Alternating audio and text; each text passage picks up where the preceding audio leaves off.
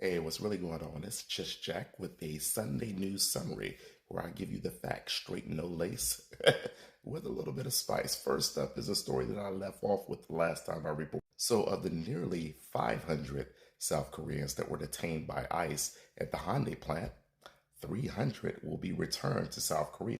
Wait a minute, the math ain't mathing. Almost 500 detained, but only 300 returning? What happened to the other 150 or so? I guess they'll be working the fields and bringing in the fall harvest. Next, let's talk statistics for a quick second. How do you all think that the president is doing nationally? His job rating that? Well, according to an NBC poll, 53% approve. Surprise, surprise.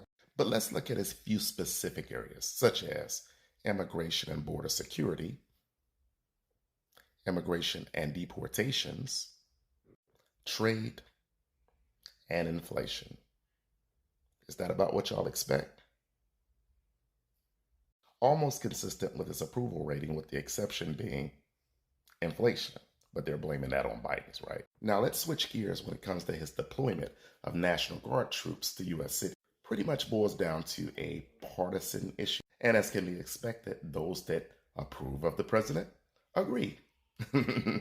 Those that can't stand his ass think it's ineffective and trampling upon the rights of all U.S. citizens, that is. I mean, look at the statistics above for those in favor of enforcement versus those that don't favor. 75% of those that favor deployments believes that it makes them more safe, whereas 64% that oppose the deployments feel like it's just a waste of fucking time and money. Moving on to the final story that I'll highlight. The president continues to trample the powers of the legislative branch with little to no pushback at all from the GOP. They're literally bending over and taking it.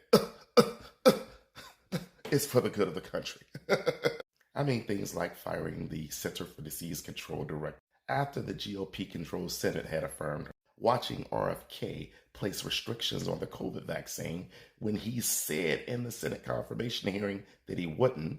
Also, things like canceling more than $5 billion in foreign aid that had already been allocated and approved by Congress. And the president says, nah, we ain't gonna do it. How about the military campaign against the Venezuelan drug cartel? You recall they destroyed a vessel containing 11 alleged drug members. Well, that campaign wasn't approved by Congress either. Now, J.D. Vance defends the administration action, saying that who cares about approval as long as we got the bad guy. And then GOP Senator Rand Paul claps back and says, obviously you've never read To Kill a Mockingbird, right? Y'all understand the inference. Well, let me go and explain in case you're killing an alleged